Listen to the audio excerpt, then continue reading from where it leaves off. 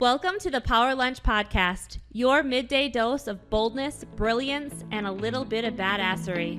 I'm Amy Sousa, here with my powerhouse co-hosts, Tracie Munce and Lisa Carmichael, and we're coming in hot to shake things up. Each week, we dish out bite-sized, high-impact conversations on business, health, purpose, wealth, and the wild, beautiful chaos in between.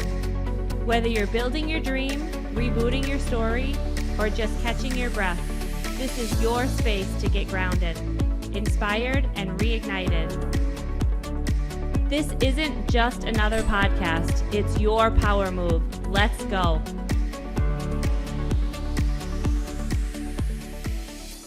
Welcome back, everyone.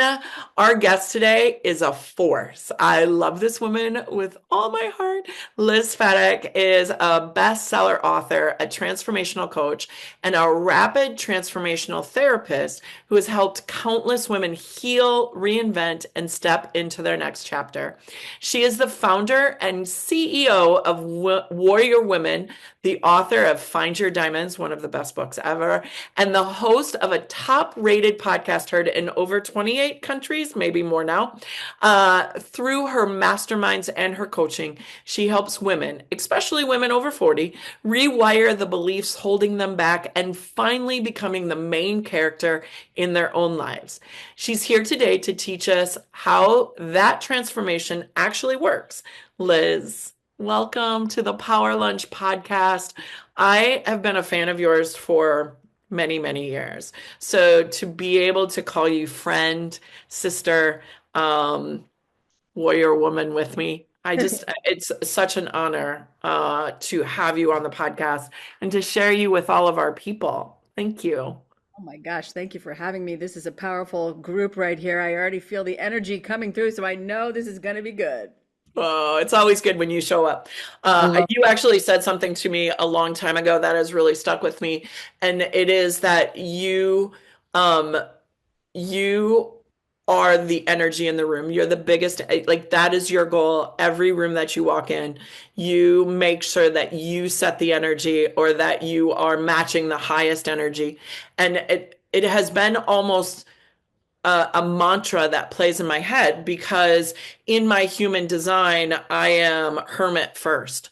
And it shocks people that I don't always find my energy in the room. I usually go into a room and I, to be honest, subconsciously will look for the lowest energy.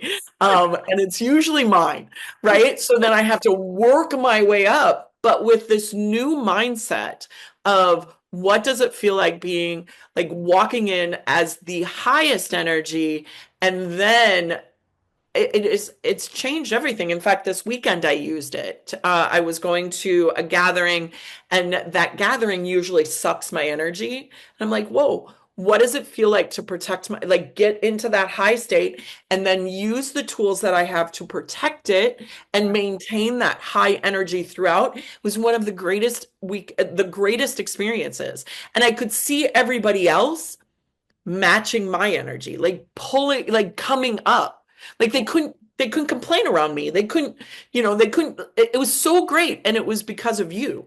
Because of that one thing, and you have so many of them. Tell us a little bit about Liz and how you became this version of you, because it is magical. Well, you've been magical ever since I met you, but. Oh my gosh. Well, first of all, thank you for all of that. And yes, the highest energy entrains the room. That's facts. But you get to choose as the hermit. And everybody gets to choose. You don't always have to do that if you don't want to. You can just let the room be what it is and let people go on a journey and be like, you know what? I don't feel like bringing my energy to this room. But when you do, knowing that the highest energy entrains the room, so powerful. So I love that you did that, Tracie. How did I become this? That's a big question. I would say I became this woman from absolutely being the lowest version of myself. I think I had to go as low as I possibly could to realize and wake myself up in a way that there could be more for me.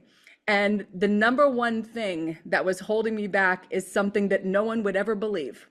And that was gratitude. Gratitude was the biggest thing keeping me stuck. And this is true of almost every single woman that I coach. We use gratitude not the way it was intended. We use gratitude as a weapon of shame against ourselves. You should be grateful. You should be happy you have a husband. You should be happy you have a job, right? We use it as a should against ourselves. That is not the way gratitude was designed. Gratitude is designed as an elevator, something to bring you up, something to bring your energy up. But I was using gratitude against myself. And when I did that, I couldn't find a solution. I couldn't tell myself the truth.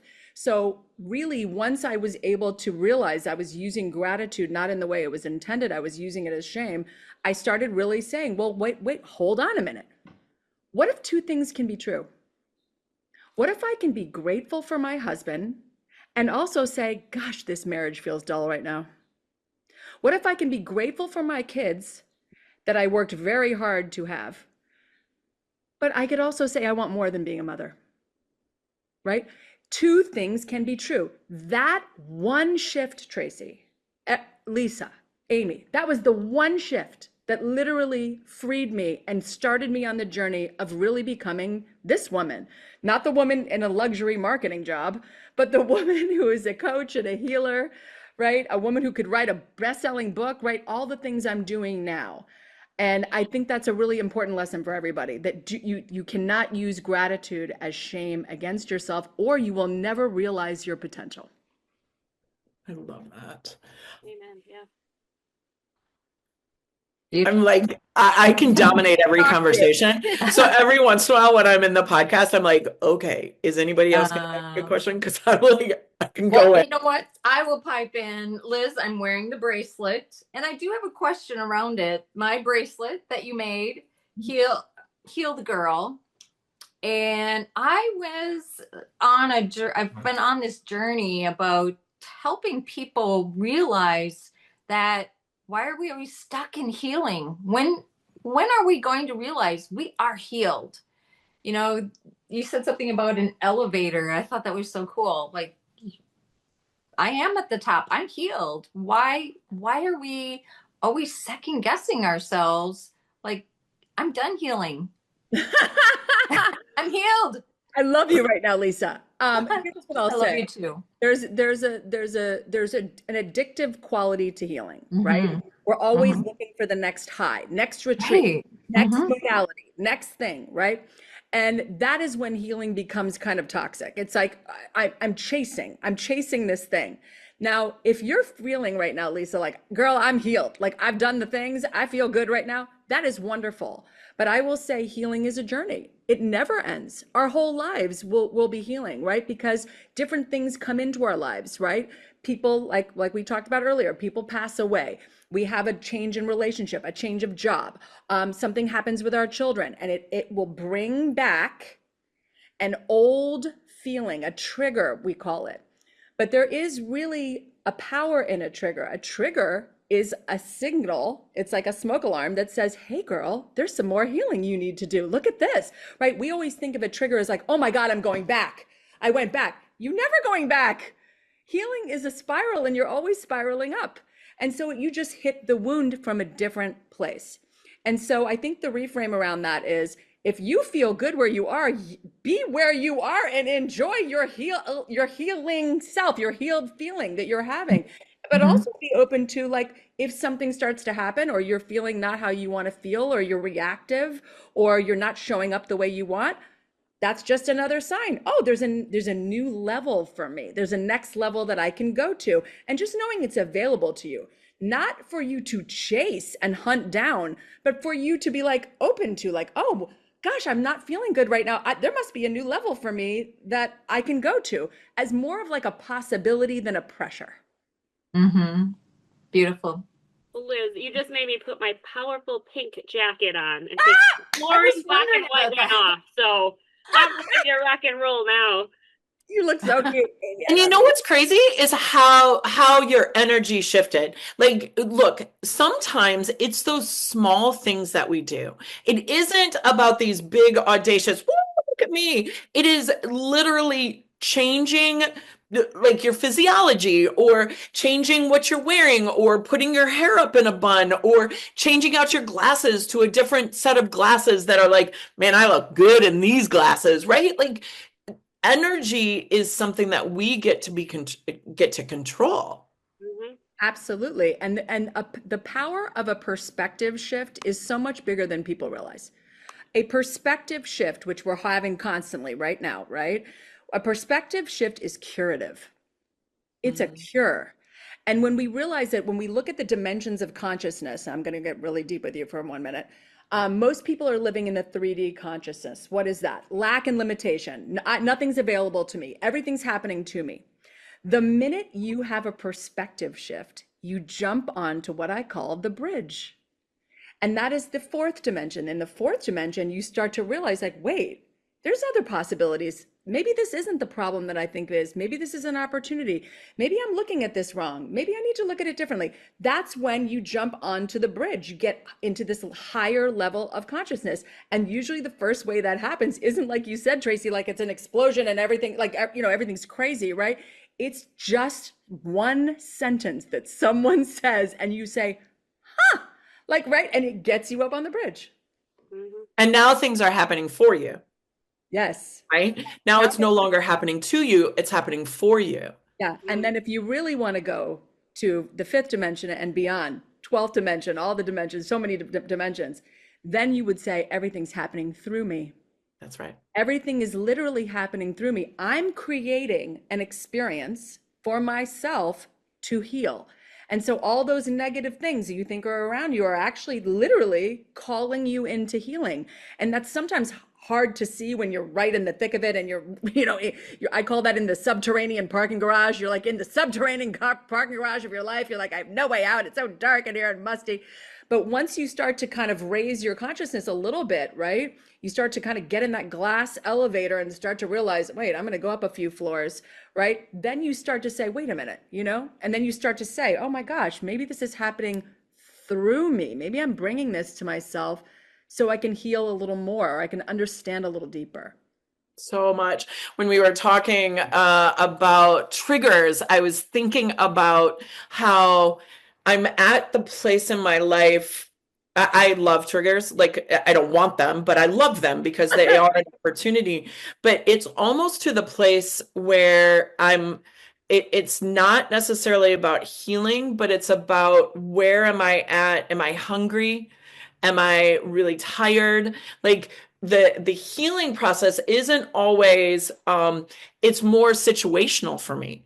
Like, I can be like, things don't bother me when I'm in a high state, but when I like lower, like whether I'm tired or I have a lot going on, like juggling a lot, those triggers come in a little differently, right? It's not. So also understanding the environment that I'm in and being gracious to myself and saying, hey, maybe you should get something to eat before you respond, or grab a glass of water before you react, right? Like understanding that too. Absolutely. And I think that's why, to me, human design is so exciting, because when I use human design with my clients, I can look at their body graph and I can tell them why things are triggering them and how to protect their energy. I can show them everything in there that literally shows them how to show up differently regardless of your environment, right? Because that's the thing. The environment doesn't control us. That's right. Never. We are the highest energy entrains the room. So if you know that, right, then you just are like, oh, okay, well, what would feed my energy? Is it that glass of water? Do I need to go outside and breathe for 5 minutes? Do I need to look up at the sky and know how big and how small I am, but how big the universe is? Like, what do I need that perspective shift? Do I need to tell myself the highest energy entrains the room? Like, what is that, right? That's going to bring me into that energy. You bring up human design, which is one of my favorite topics. I have a question though. Is it the channels, the ones, do those shift? Like, are those all, not the channels, so I'm a manifesting generator. How do I read when, like, there's always shifting, right? Like, it's kind of astrological, and Well, no, Gate. I mean, Is it gate? it's not the way you're thinking of it. It's almost like you Okay. have to think of it about it this way. There's a human design that you have. There's a way Okay. you were designed. But then Right. Like a blueprint. right. And then there's a human design that the world is in. Okay. The world has its own human design. And this is what's so crazy. We have been for the last 400 years in the cross of planning. Do you know what that is? That is building the systems. We rely on the government. We rely on a company. I'm going to have my pension for 100 years, and then they're going to give me a golden parachute. I'm going to rely on the healthcare system. Building all the systems. Literally, in the last year, I was telling all my clients, everything's going to be falling apart. I've told them this for 2 years. So when everything started going down and being dismantled, no one was shocked that was working with me because they were like, oh my God, it's exactly what you said. Because we are coming into a new cross which is called the cross of the sleeping phoenix.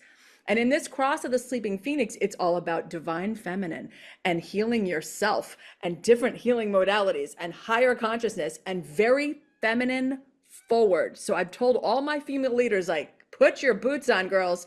2027, we are taking it over for the next 400 years. I hope you're ready for this, right?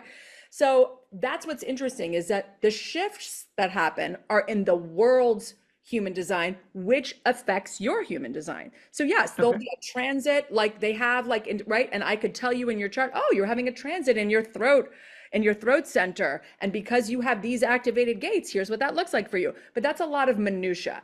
I would say looking at it more through the lens of, okay, here's what the world's doing.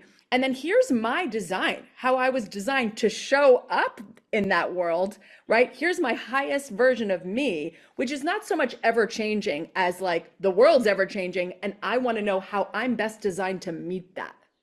Wow. Okay.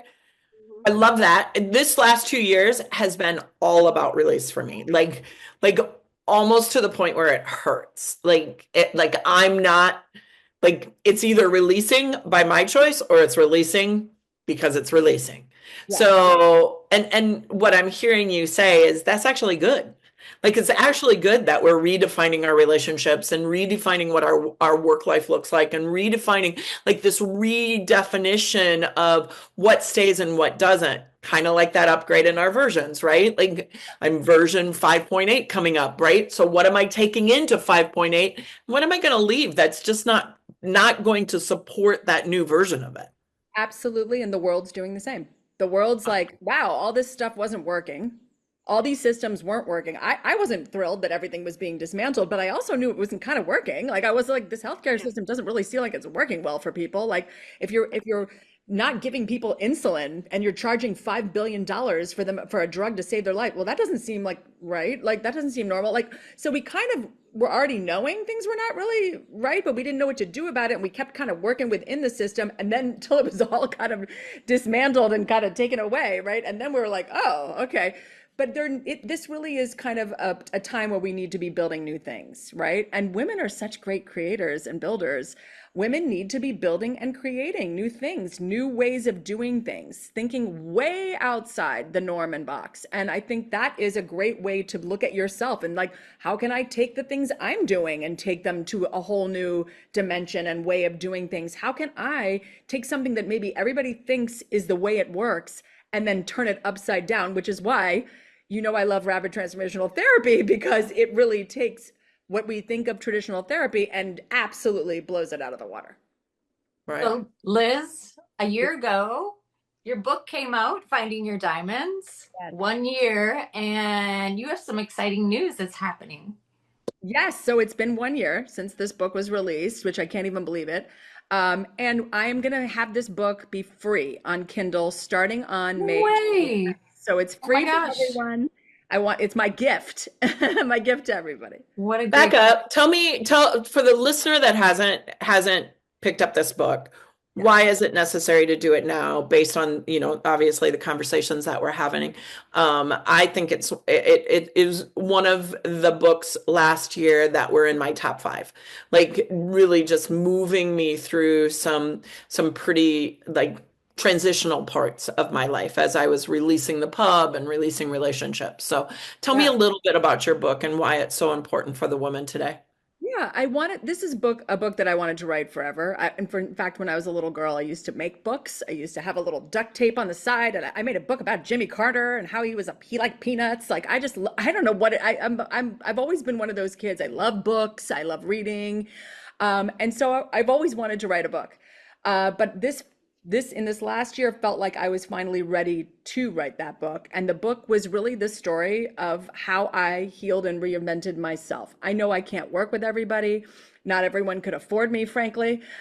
So I can't do that. So I wanted a way to kind of put this book out so that people could really take my story, but I put all these tools in there. Every single chapter has tools that you can use. Like, here's kind of what happened. Now take it into your own life. Use these tools and heal yourself and reinvent yourself. And it's really a step-by-step guide.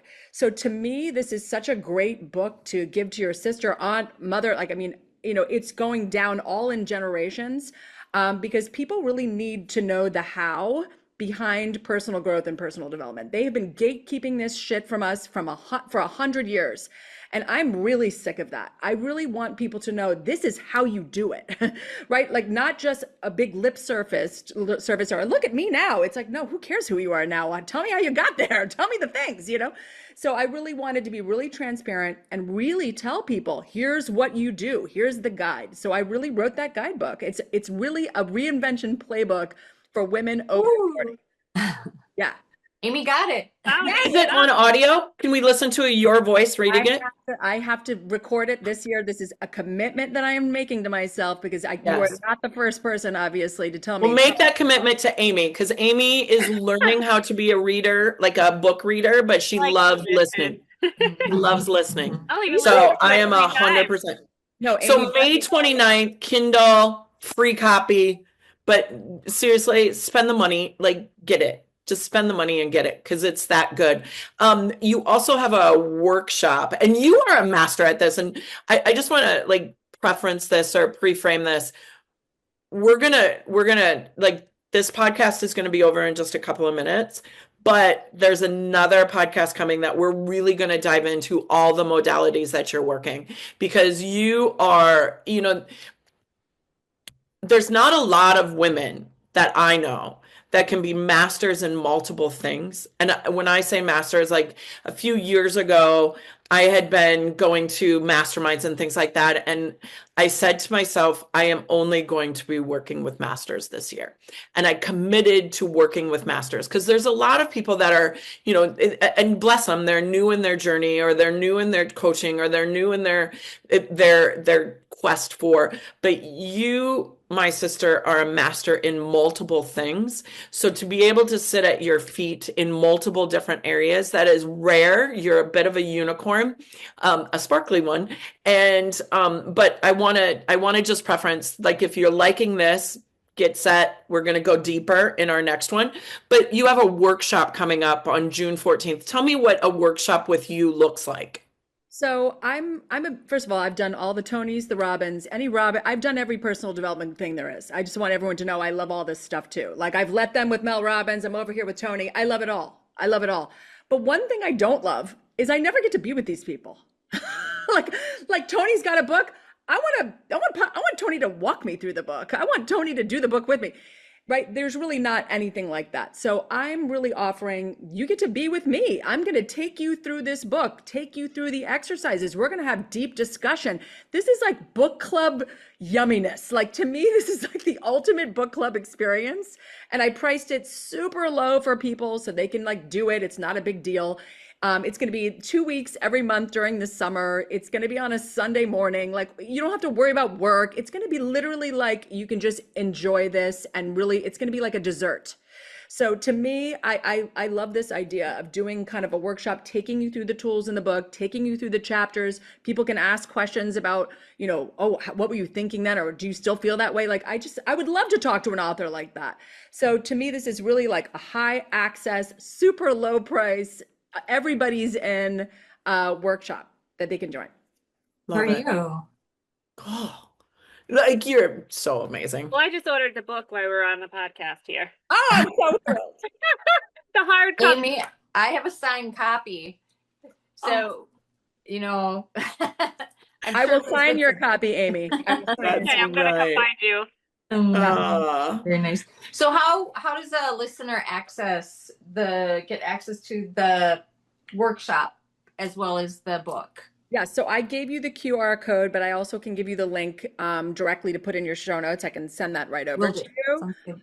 Yeah, this is not going to be like everywhere. It's sort of like in my community, people know I'm doing this, but I will absolutely give you the link because I would love anyone listening, any glass ceiling ladies, you know I am obsessed with you guys. So I would love to have some glass ceiling ladies. And it's not going to go away, even though it's free for a short period. The book will, if you're listening to this podcast at a later date, you will always be able to grab a copy from Liz. Absolutely. Absolutely.